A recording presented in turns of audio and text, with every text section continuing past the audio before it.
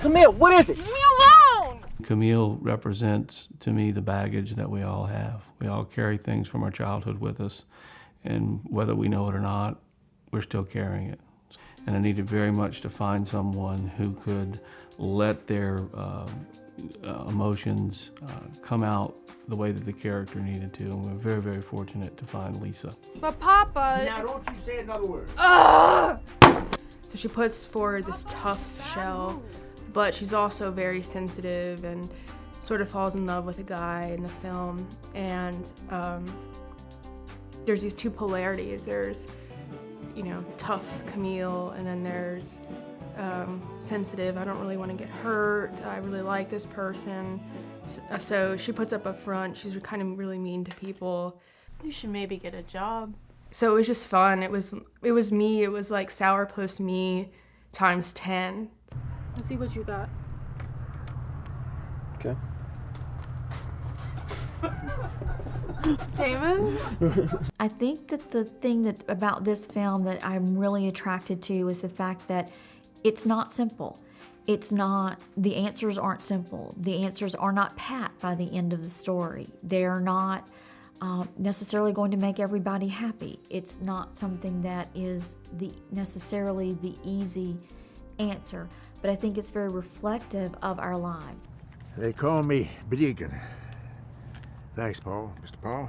I'm sorry. Deacon. They call me Deacon, and now you know my name, since you didn't even ask me what my name was yet. They call the character was fun to do because he was such a good person. And usually it's more fun to do villains. In fact, on films, I'm usually cast as a heavy or an authority figure. I learn a lot from actors that I work with, and I found myself, whenever I would, you know, read next to Jerry, I just taking notes. We've all taken a step back and was just like blown away by some of the performance that he's done in this movie. It doesn't go away, but forgiveness can prevent the past from dominating the future. Speak 'em up. Andre is a very introverted, kind of a thinking person, creative person, and watching him do the role of Nacho and have to be somewhat aggressive was just fun to watch. I didn't want to be Nacho, but you know, with the film, with the budget we had, I had to be Nacho.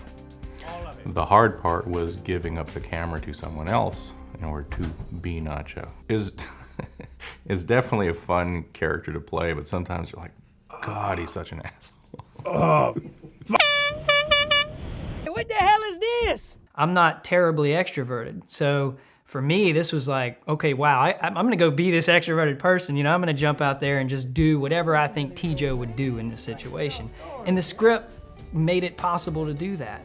As a writer and director, you can only take a script so far until people actually start blocking it out and speaking the words. You can't really see what you had. So I tried very hard to share as much information as the actors wanted in the script and give them the latitude to do whatever they wanted to do. I wanted to see their take and work from there rather than trying to dictate to them the complete vision. Very pleased with that, very surprised by some of the things that they brought to the table and some of the suggestions, and we used most of them. I need to get to her. Got a boat out back? Yeah, you could take the Camille. Everybody has a vulnerability. We can identify with that vulnerability. We can identify with the desire to sort of find a way to rise above it and the frustration of not knowing how. Anytime you have to take someone out, kill somebody, I mean, that completely changes the whole concept of life. Partner, you did all you could do. What Paul goes through in this movie is very serious for him, and I think, you know, it would be very easy not to have any light moments with what he's wrestling with personally. And T-Joe is able to come in and kind of, I guess, lighten the mood on occasion, but I guess maybe still provide some value to the storyline too. That's your last one? Go ahead, take it. I got a bad case of the bubbly pons anyway. I don't need it.